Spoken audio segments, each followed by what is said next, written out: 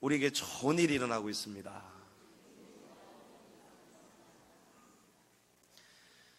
오늘은 성령 강림 주일입니다. 여러분, 예수님이 승천하시면서 예루살렘을 떠나지 말고 너희는 기다리라 말씀하셨습니다. 그리고 주님이 말씀하신 아버지께서 보내시는 그 성령을 기다리라고 말씀하셨습니다. 약속대로 성령님은 찾아오셨습니다. 그날은 오순절 날이었습니다.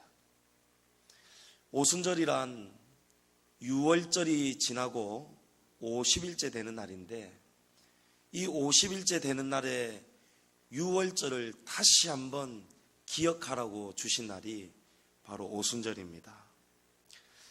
여러분, 유월절은 애굽에서 이스라엘 백성들이 자그마치 430년 동안 종살이를 했습니다. 자유가 없었습니다. 하나님은 때가 이르자 하나님은 모세를 보내셔서 이 이스라엘 백성들을 애굽에서 구출해 주시는데, 그때 하나님이 10가지의 재앙을 통해서 하나님이 백성들을 바로에게서 구원해 주셨습니다. 그때 마지막 10번째 재앙이 여러분 장자의 죽음이었습니다. 애굽 땅 안에 거하는 그 누구든지, 그 어떤 집이든지 첫 번째로 태어난 장자는 죽는다는 것입니다.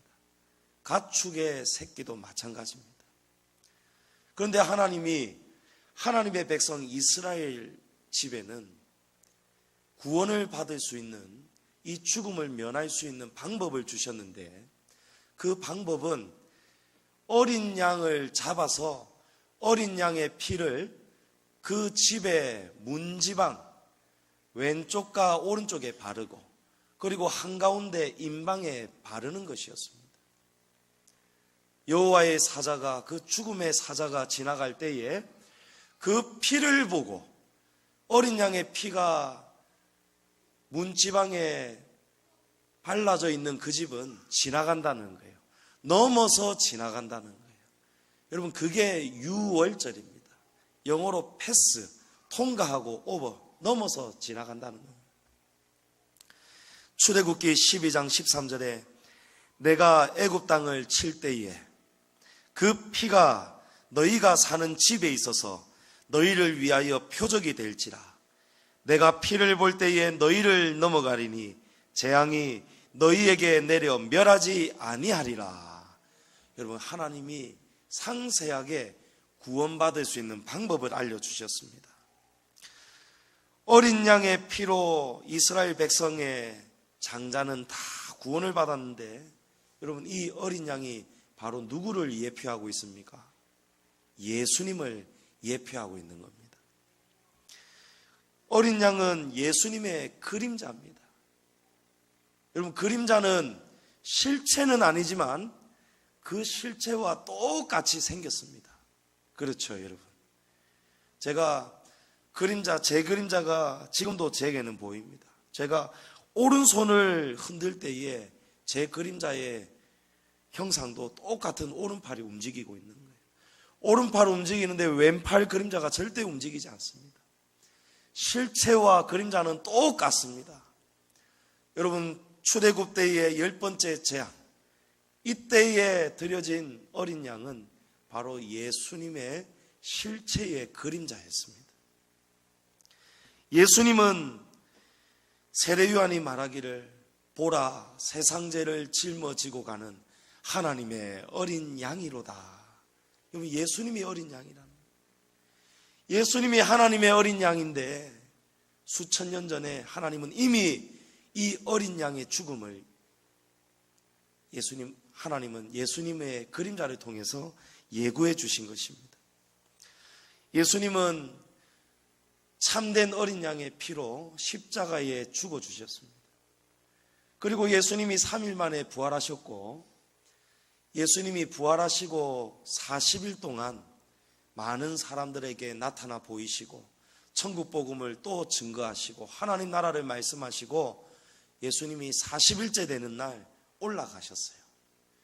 올라가시면서 예수님이 내가 올라간 모습 그대로 다시 오겠다도 말씀하셨고, 또 너희는 예루살렘을 떠나지 말아라 그 말씀을 하셨어요.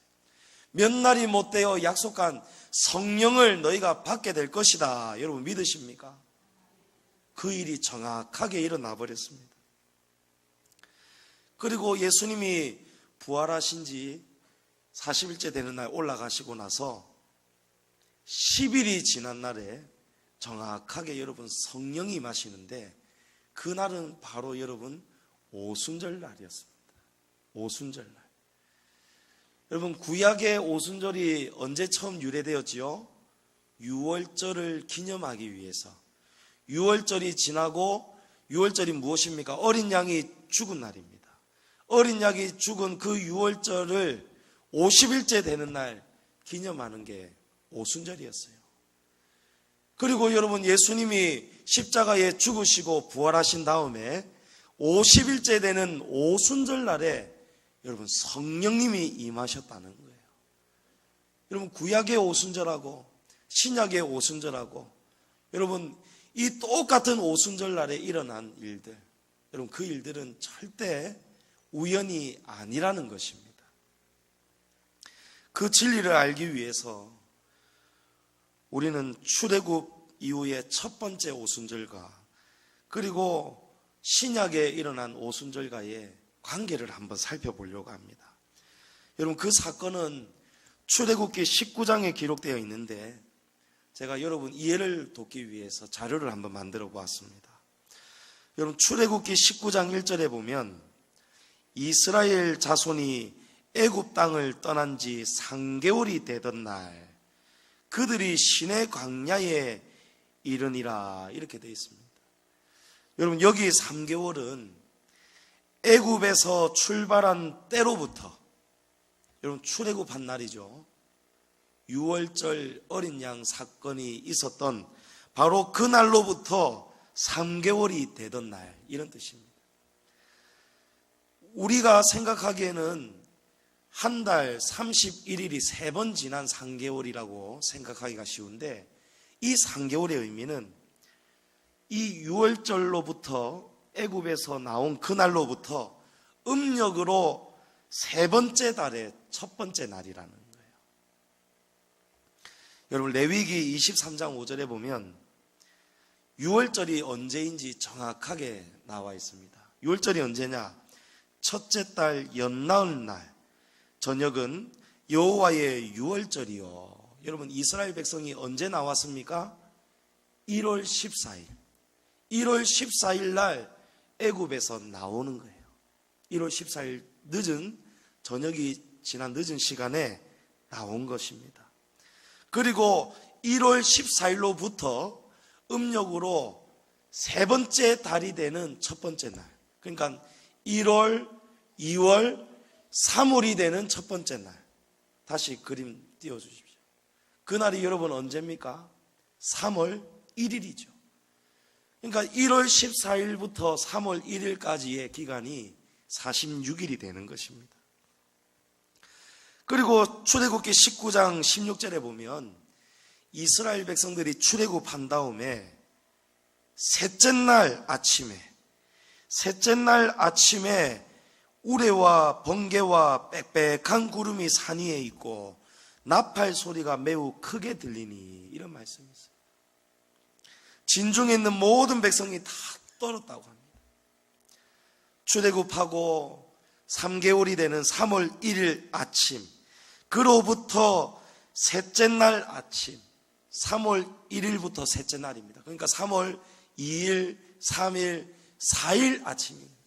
3월 4일 아침, 여러분 이 날이 무슨 날입니까? 정확하게 50일째가 되는 오순절 날이 되는 거예요. 여러분 이 날에, 이 오순절 날에 하나님이 이스라엘 백성에게 주신 것이 있습니다. 이 날에 하나님은 모세를 통해서 십계명을 주시고 율법을 주셨어요. 그리고 모세는 하나님께 받은 그 십계명과 율법을 백성들에게 공포하였습니다. 낭독을 하였습니다. 그러니까 구약의 첫 번째 오순절에는 하나님께서 십계명을 백성들에게 주셨다는 거예요. 여러분 이해되시죠? 구약의 오순절은 십계명 율법을 받은 날이고, 여러분 신약의 오순절은 성령을 받은 날이에요. 두 사건이 기록된 출애굽기 19장하고 또 사도행전 2장은 비슷하면서도 여러분 새로운 변화가 있습니다. 여러분 이 화면이 좀 뒤에서도 잘 보이시는가 모르겠습니다. 19장하고 사도행전 2장 비교한 사진 한번 띄워주십시오. 여러분 여기에 보면은 잘 보이십니까 여러분? 예. 구약의 출애굽기 19장에 기록되어 있는 이 내용을 보면 이 십계명을 받던 날에 무슨 일이 있었느냐? 여러분 우레와 번개 소리, 나팔 소리가 매우 크게 들렸어요. 이 날에는 3월 4일 첫 번째 오순절 날입니다. 이날에 우레와 번개 소리, 나팔 소리가 매우 크게 들렸고, 또 여호와께서 불 가운데에, 여러분 불로 임하셨다는 거예요. 하나님이 불 가운데에 강림하셨다는 거예요. 그리고 오른쪽에 있는 사도행전 2장에 일어난 오순절날 사건, 성령을 주시던 날에는 어떤 일이 있었느냐? 하늘로부터 급하고 강한 바람 같은 소리가 있었다는 거예요. 그리고 마치 불의 여처럼 갈라지는 것들이 각 사람 위에 하나씩 임하셨다는 거예요. 여러분 둘 다 오순절 날에 주신 것입니다. 그리고 둘 다 큰 소리와 불 가운데 하나님이 임하셨다는 거예요. 하지만 여러분 결과는 많이 다릅니다. 결과는 전혀 달라졌습니다. 십계명으로 주신 율법은 오늘 말씀해 보면, 여러분 우리 인간에게 이 십계명은 무엇이냐? 여러분 바로 죄와 사망의 법이라는 거예요. 여러분 십계명이 죄와 사망의 법입니다.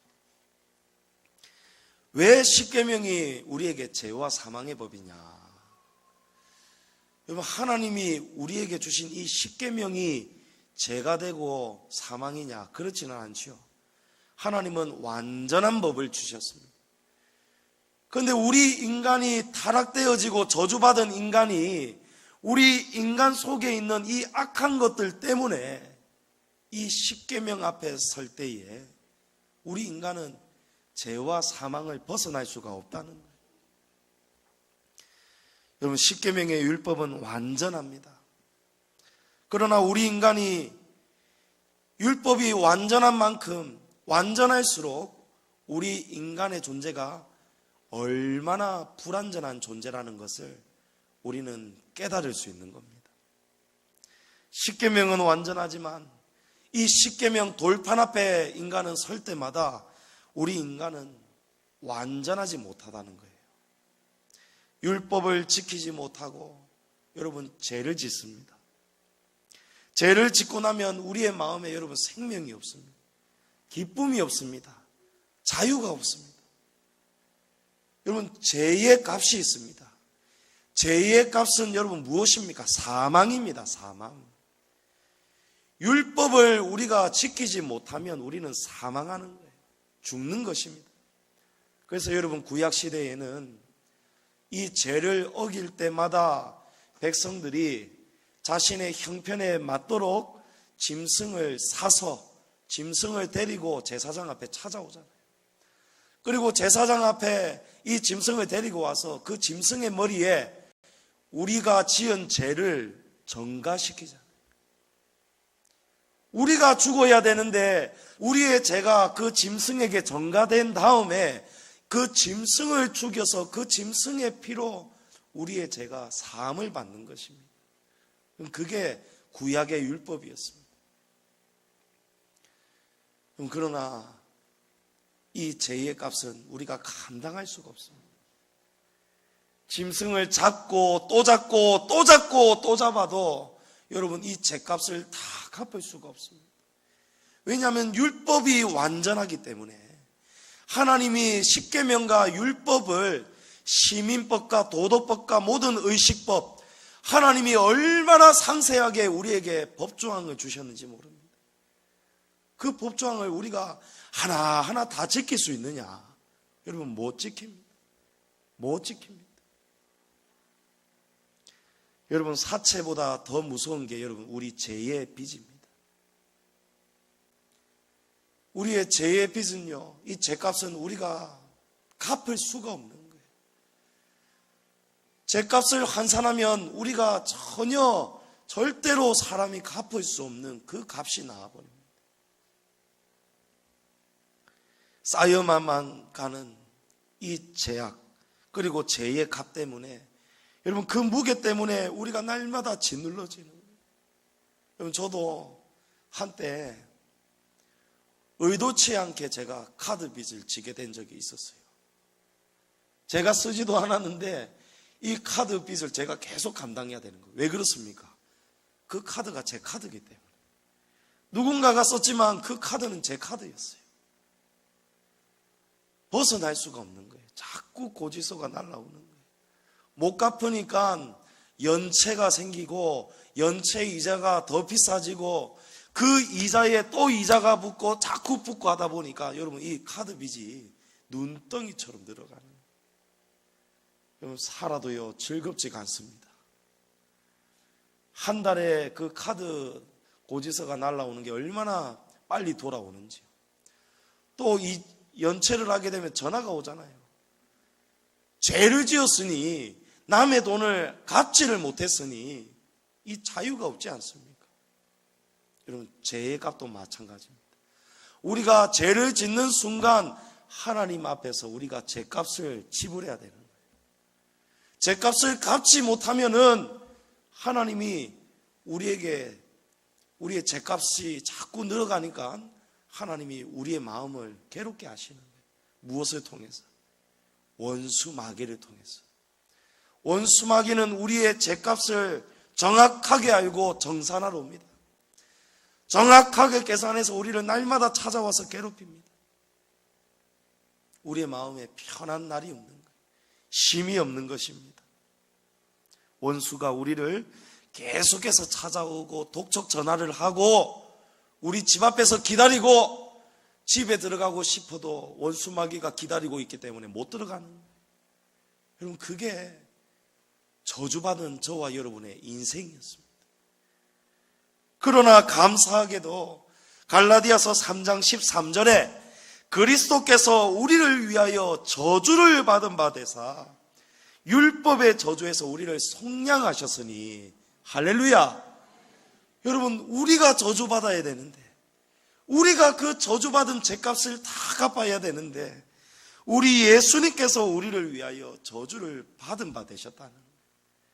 그리고 율법의 저주에서, 여러분, 이 율법의 저주, 이 율법의 저주가 무엇입니까? 여러분, 십계명이에요. 십계명. 하나님이 이날의 첫 번째 오순절 날에 주신 바로 그 십계명이란 말이에요. 그 십계명과 여러 가지 상세한 율법, 그 율법의 저주 아래 저와 여러분이 매여 있었는데, 율법은 완전하지만 우리는 완전하게 지키지 못하기 때문에 그래서 우리가 저주받았는데, 예수님께서 그 율법의 저주에서 우리를 속량하셨다는 거예요. 여러분, 속량이라는 것은 하나도 남김없이 다 갚으셨다는 거예요. 저와 여러분의 죄값을. 여러분, 율법의 저주는요, 창세기에서 하나님께서 말씀하신 바로 내가 먹는 날에는 정령 죽으리라, 바로 그런 말씀입니다. 여러분, 선악과가 먹을 때는 즐거웠습니다. 먹기 전까지는 먹음직스럽기도 하고 보암직스럽기도 했어요. 여러분, 이게 죄의 매력 아니겠습니까? 죄가 나쁘고 아프다면 여러분 다가서지 않을 거예요. 죄는 달콤한 거예요. 먹음직스럽고 보암직스러운 거예요. 사랑스러운 거예요. 나를 즐겁게 해줄 것 같은 거예요. 그러나 먹을 때에는, 먹는 순간부터는 주님이 말씀하신 대로 이제 우리는 정령 죽는 것입니다. 왜 죽습니까? 율법을 온전하게 지키지 못하기 때문에 우리가 죽는 것입니다, 여러분. 그게 우리의 죄의 짐이었고 저주였습니다.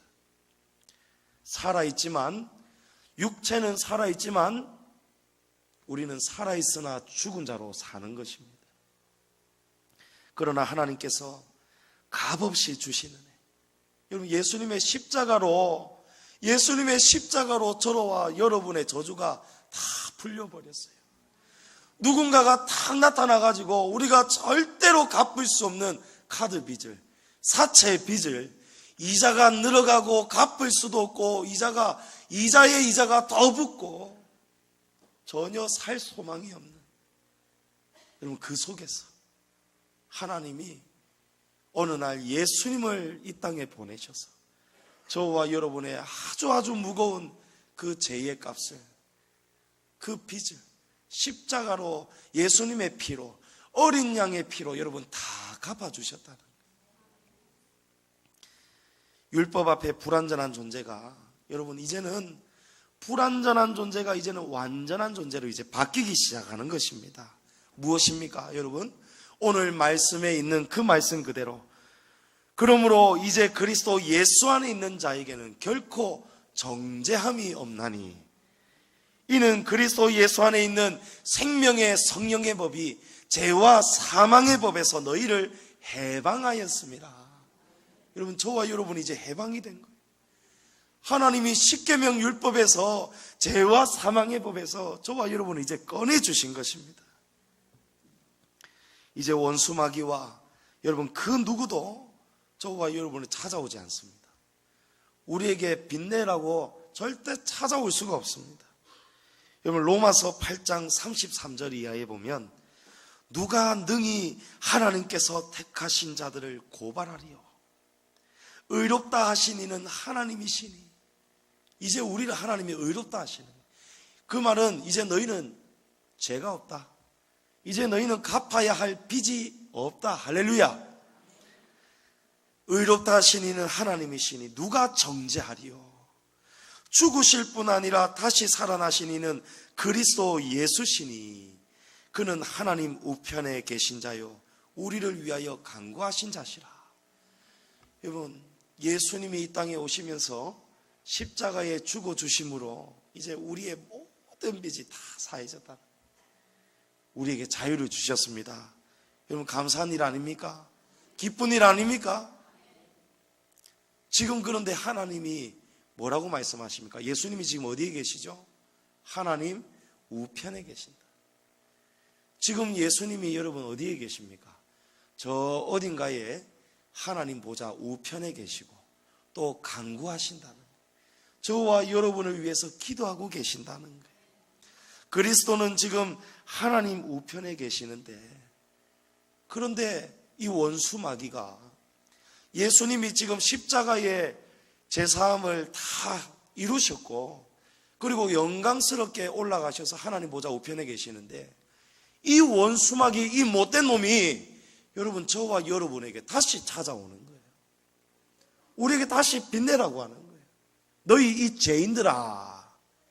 그러면서 우리가 죄를 지을 때에 자꾸 우리를 정죄하는 거예요. 마음속에. 여러분, 죄 지을 때 괴로울 때 많으시잖아요. 죄를 지을 때 괴로운 마음이 드는데, 여러분, 이 괴로운 마음은 어디에서 비롯되느냐? 딱 두 군데예요. 하나는 원수 마귀로부터 우리에게 괴로움이 찾아옵니다. 원수 마귀가 우리를 자꾸 괴롭히는 거예요. 아이고, 교회 다니는 사람이, 예수 믿는다는 사람이, 목사라는 인간이, 성도라는 사람이, 이러면서 마귀가 우리 안에서 자꾸 우리를 정죄합니다.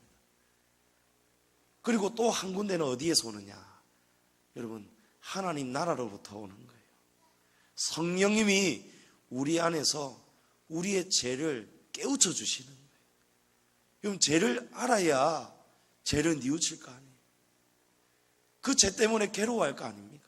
그러나 이 괴로움이 전혀 다른 거예요.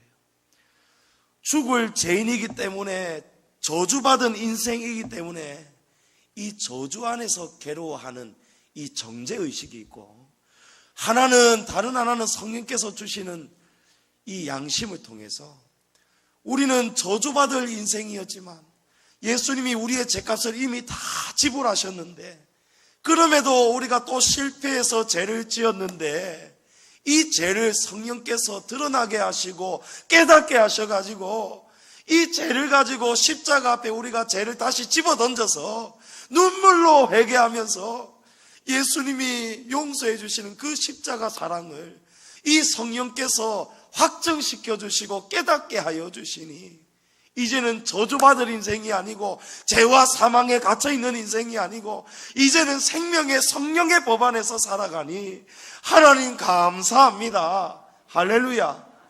여러분, 이런 인생으로, 복된 인생으로 바뀌었다는 거예요.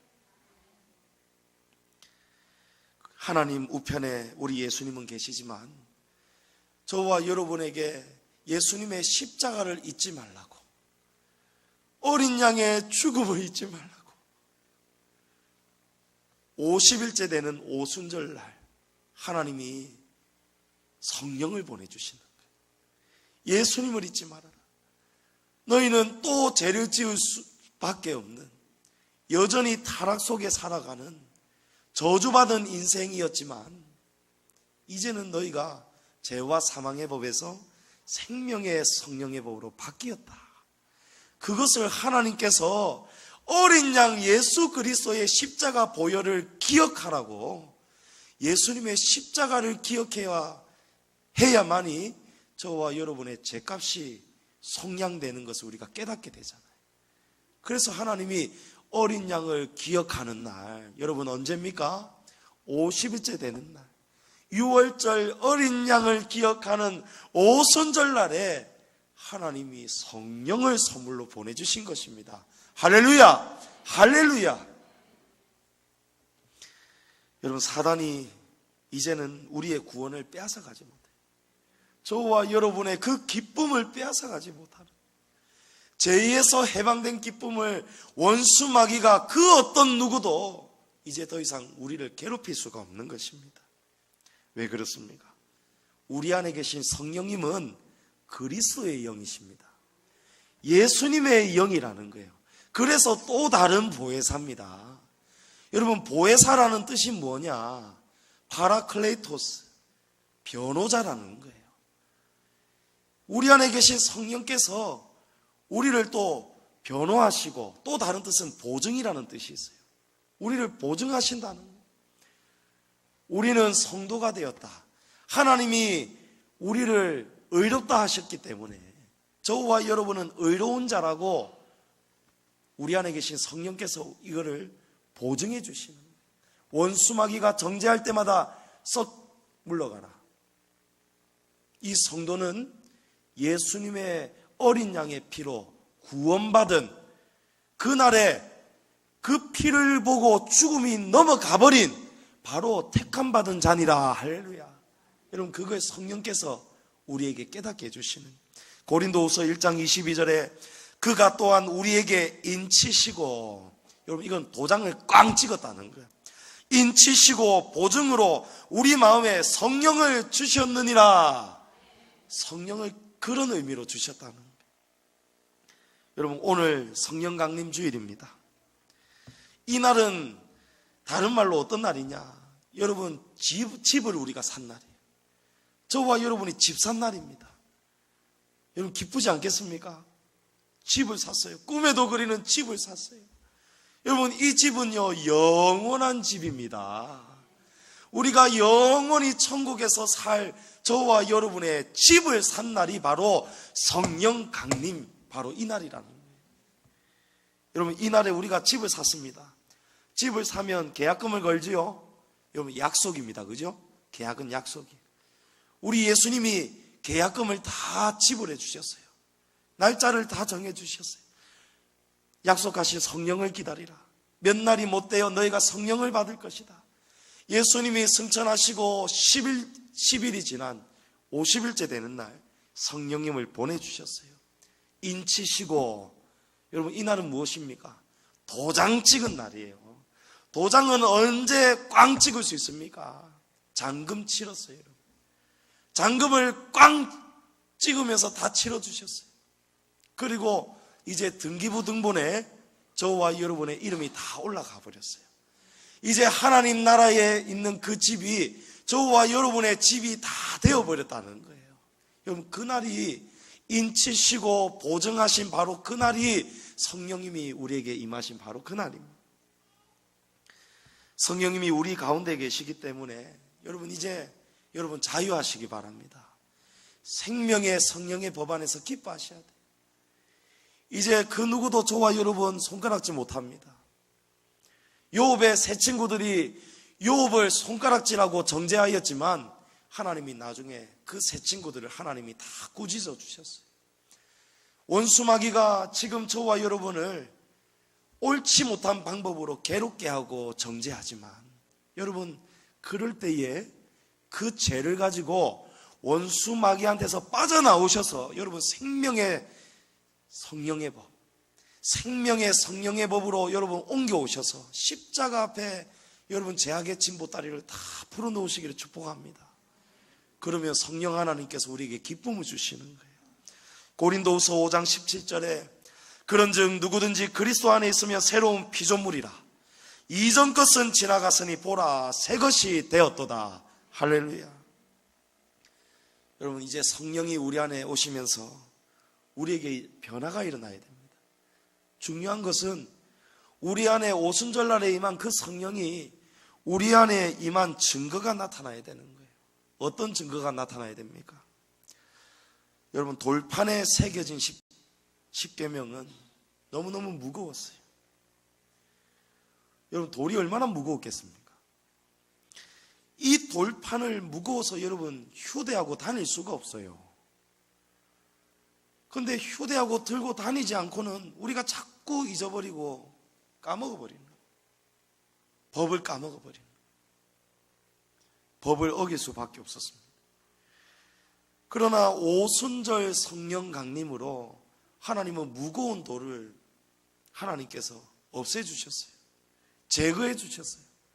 죄와 사망을, 그 무거운 죄와 사망을, 무거운 돌판을 하나님이 싹 제거해 주셨어요. 그리고 돌판에 새겨졌던 십계명을 이제는 우리의 마음판에 새겨주시는 성령님으로, 할렐루야, 저와 여러분 안에 하나님의 여러 가지 계명이 다 들어와 버렸어요. 여러분, 십계명이 사라진 게 아닙니다. 하나님이 주신 계명이 이제 사라진 게 아니에요. 율법이 배진 게 아닙니다. 이제는 하나님께서 우리의 마음판에 이 법을 심어주셨기 때문에 우리가 무거운 돌 들고 다니지 않아도 우리 안에 계신 성령께서 이 법을 생각나게 하시고 가르쳐 주시고, 할렐루야, 또 지도해 주시는 거예요. 언제 어디서나 우리가 휴대하고 다닐 수 있고 간직할 수 있는 거예요. 왜냐하면 마음판에 새겨졌기 때문에. 예레미야 31장에 이런 말씀이 있습니다. 여호와의 말씀이니라. 보라, 날이 이르리니 내가 이스라엘 집과 유다 집에 새 언약을 맺으리라. 이 언약은 내가 그들의 조상들의 손을 잡고 애굽 땅에서 인도하여 내던 날에 맺은 것과 같지 아니할 것은 내가 그들의 남편이 되어서도 그들이 내 언약을 깨뜨렸습니다. 여호와의 말씀이니라. 그러나 그날 후에 내가 이스라엘 집과 맺을 언약은 이러하니 내가 나의 법을 그들의 속에 두며 그들의 마음에 기록하여 나는 그들의 하나님이 되고 그들은 내 백성이 될 것이라. 여호와의 말씀이니라. 이제 하나님이 애굽 땅에서 인도하여 내던 날에 맺은 것과 같지 않게 하겠다는 거예요. 돌판에 새겨진 십계명하고 똑같이 안 하겠다는 거예요. 내가 나의 법을 그들의 속에 두며 그들의 마음에 기록할 것이다. 여러분, 어떻게 기록합니까? 오순절 성령의 역사로 이제 저와 여러분 안에 십계명이, 율법이, 하나님 나라의 법이 다 들어와 버렸어요. 예전에는 억지로 지켜야 되는 그런 무거운 율법이었지만 이제 우리 안에 계신 성령께서 우리를 즐겁게 해주시는 거예요. 우리가 구원받은 기쁨을 성령께서 보증해 주시잖아요. 도장 찍어 주셨잖아요. 그 기쁨을 가지고 우리가 살아가니까 이제는 억지로 지키는 게 아니고 기쁨에서 우러나와서 하나님의 법을 기억해내고 하나님의 법을 생각해내면서 기쁨으로 자발적으로 하나님의 법을 하나하나 또 하나하나 지켜나가는 거예요. 아이고, 오늘 또 주일이가 안식일을 기억하여 거룩히 지키라. 아이고, 무겁다. 놀러 가고 싶은데 또 나와야 되나? 여러분, 이거는 죄와 사망의 법입니다. 근데 우리 안에 성령님이 계시면요, 주일이 지나고 월요일이 나면 아이고, 오늘 월요일이네. 몇 밤을 자야 또 주일이 될 거. 아이고, 오늘 화요일 지났구나. 수요일 지났구나. 오늘 토요일이구나. 주일 기다리는 토요일이구나. 오늘 기쁨으로 준비해야지.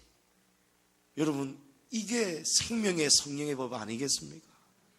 여러분, 살아있는 법이 여러분 안에 지금 다 새겨져 있기를 축복합니다. 돌판에 새겨진 십계명은 여러분 실패했습니다. 십계명이 완전하지 않아서가 아니고 저와 여러분이 실패할 수밖에 없는 인생이었기 때문입니다. 그러나 마음판에 새겨진 새 계명은 실패하지 않습니다. 성령님이 우리 안에 영원히 계시면서 기쁨으로 이 법을 지키도록 인도해 주시는 거예요. 로마서 3장 31절에 우리가 믿음으로 말미암아 율법을 파기하느냐? 그럴 수 없느니라. 도리어 율법을 굳게 세우느니라. 성령님이 계시면 도리어 율법을 굳게 세워가는 거예요. 도리어 저와 여러분이 하나님의 법을 사랑하게 되고 이 법을 어기는 자들에게 이 법을 증거하게 된다는 겁니다. 여러분, 십계명을 주시면서 일어난 또 출애굽 첫 번째 사건과 또 오늘 성령을 주신 오순절날의 변화가 있습니다. 십계명을 주심으로 시작된 것은 제사장 나라였습니다. 이스라엘이 공식적으로 하나님의 백성이 되는 날이었어요. 그리고 성령을 주신 이 신약의 오순절날에 성령을 주신 그날은 우리 교회가 시작된 날이에요. 여러분, 오순절 성령을 기다리면서 약 120명의 사람들이 마가 요한의 다락방을 떠나지 않고 기도할 때에 성령이 역사하셨는데 그날을 준해서 교회가 그 역사가 시작되는 것입니다. 여러분, 교회는 성령 충만을 공급받는 곳입니다. 그래서 하나님이 모이기를 힘쓰라는 거예요. 너희가 내 이름으로 두세 사람이 모인 곳에 내가 그들과 함께 할 것이다. 여러분, 하나님은 우리가 모이기를 힘쓰라고 말씀하시는 거예요. 교회는 성도들의 모임입니다. 우리가 예수님의 말씀에 순종하고 예루살렘을 떠나지 않는 것처럼 교회를 떠나지 않고 교회에서 모이기를 힘쓰고 날마다 모여서 뜨겁게 기도하고 찬송할 때에 여러분, 성령이 뜨겁게 역사하는 거예요. 여러분, 구약의 오순절이 지난 다음에 또 일어난 사건이 있었습니다. 구약의 오순절날 십계명을 모세가 받았는데 하나님께서 모세를 더 깊은 곳으로 부르시고 모세가 한참 동안 보이지 않을 때에 이 백성들이 그 순간을 못 견디고 금송아지를 만들어버렸어요. 죄를 지어버렸습니다. 그때 하나님이 모세를 통해서 전체는 하나님의 뜻은 용서를 해주셨지만 일부 악한 아들을 하나님이 다 쳐서 죽이셨는데 그날에 구약의 오순절 이후에 이 금송아지 사건으로 몇 명이 죽었느냐? 3,000명이 죽었느냐? 3,000명이 죽어버렸어요. 그런데 이 3,000명이 교회가 시작되면서 바뀌는 거예요. 변화되는 거예요. 어떻게 바뀝니까? 신약의 오순절 성령이 임한 다음부터는 교회가 탄생하고 이 교회를 통해서 베드로가 설교할 때에 베드로의 첫 설교 때에 여러분 몇 명이 믿게 되느냐? 3,000명이 하나님을 믿게 되었다는 거예요. 사망의 법, 죄와 사망의 법, 그 법 안에서 우리가 살아갈 때에는 3,000명이 죽었는데 성령님이 임하고 나니까요, 생명의 성령의 법이 우리 안에 넘실넘실거리고 출렁이니까 여러분 3,000명이 사는 역사가 일어났다는 거예요. 할렐루야. 말씀을 맺겠습니다. 성도 여러분, 우리는 반드시 물로 세례를 받아야 되겠고 또한 성령으로 세례를 받아야 될 것입니다. 요한복음 3장 5절에 사람이 물과 성령으로 거듭나지 않고는 하나님 나라에 들어갈 수 없다고 말씀하셨습니다. 여러분, 물로 받는 세례는 우리가 예수님을 구주로 영접하는 고백입니다. 우리 결혼식하고 똑같은 거예요. 결혼하고 남자와 여자가 결혼식을 하고 결혼식을 해야 완전히 하나가 되는 것처럼 우리가 예수님의 그 십자가 사랑을 믿고 고백하겠다, 예수님과 떠나 살지 않겠다 약속하는 증표가 바로 물 세례입니다. 성령 세례는 무엇이냐? 우리가 예수님과 결혼한 이 물 세례를 영원토록 잊지 않고 기억하게 되는 것이 바로 성령 세례입니다. 성령님이 우리 안에 충만해야 여러분 예수님의 십자가를 떠나 살지 않는 것입니다. 성령님이 우리 안에 충만하셔야 하나님이 우리에게 주신 이 십계명을, 율법을 우리가 떠나 살지 않는 것입니다. 성령은 믿는 자에게 여러분 역사하십니다. 우리가 믿을 때에 성령을 받는 거예요. 너희가 믿을 때에 성령을 받았느냐? 여러분, 믿는 자에게 성령을 부어주시는 거예요. 믿음이란 무엇입니까? 초대교회 성도들이 어떠한 믿음으로 성령을 받았습니까? 예수님의 말씀에 순종하는 믿음이었어요. 예루살렘 떠나지 말아라, 그대로 순종했어요. 그리고 예루살렘을 떠나지 않고 한 장소에 모두 모여서 뜨겁게 기도했습니다. 성령을 사모해 버렸어요. 성령을 사모하며 기다릴 때에 때가 되니까 하나님이 성령을 부어주신 것입니다. 여러분, 이미 우리 안에는 성령이 와 계십니다. 여러분, 성령의 역사는 오순절날의 성령의 그 역사는 그날에 분명하게 일어난 사건입니다. 그날에 오신 성령은 떠나갔다가 다시 오시고 그런 사건이 아니에요. 단회적으로 그날의 성령은 와 계시는 것입니다. 그 성령은 이미 이 땅에 계시고 저와 여러분이 예수님의 십자가를 믿고 고백하고 나아갈 때에, 믿음이 생길 때에 그 믿는 가운데 성령님이 임하시는 거예요. 여러분, 오늘 이 말씀 가운데 여러분, 이 모든 일들이 저와 여러분을 사랑하시고 구원의 역사로 이끌어 가시는 구속사의 치밀하신 하나님의 사랑이고 계획인 것을 여러분 믿으십니까? 오늘 이 말씀 가운데 성령님을 우리에게 주신 이 성령 강림 주일이 우리가 얼마나 기뻐해야 되는 날인지를 여러분 깨달아지십니까? 깨닫는 여러분은 이미 그 속에 성령이 와 계시는 줄을 믿으시기 바랍니다. 성령은 여러분 날마다 충만해야 돼요. 왜 교회를 하나님이 탄생시키셨느냐? 왜 하나님이 오순절을 통해서 교회를 탄생시키셨느냐? 교회는 여러분 성령을 자꾸 충만하게 채워주시는 공간이에요. 여러분, 승용차가 아무리 좋아도 기름을 가득 채워도 여러분 가다가 보면은 기름이 떨어지죠. 기름 경고등이 불이 들어옵니다. 기름 넣으세요 하고 이 주유등, 경고등이 들어오면 여러분 마음이 불안해지겠죠. 마음이 불안해야 되는. 여러분, 예전에는 주유소가 많이 없었어요. 예전에는 주유소가 없어가지고 어디 멀리 갈 때는요 말통에다가 기름을 받아가지고 트렁크에 싣고 다녔어요. 제가 아주 어렸을 때 자동차도 많이 없을 때인데 포니2, 여러분 아시는 분이 있을 거예요. 포니2를 제 아버지께서 렌트를 하셔가지고 아버지 고향 충무 통영으로 우리 가족들 명절을 맞아서 가는 날이 있었어요. 그런데 그때 아침 일찍 아버지께서 하신 일이 무엇이었는가? 말통 2개에다가 다른 주유소 가가지고 기름을 받아가지고 그 말통을 자동차에 실으시더라고요. 가다가 기름 떨어지지 않도록, 마음 불안한 일이 생기지 않도록. 할렐루야. 여러분, 교회는 기름 채우는 거예요. 날마다 모여서 기도하고 기다리고 찬양해야 여러분, 저와 여러분 마음속에 성령님이 소멸되지 않으시고 날마다 넘치도록 충만해진다는 거예요. 성도 여러분, 성령이 오시면요, 우리의 마음이 뜨거워집니다.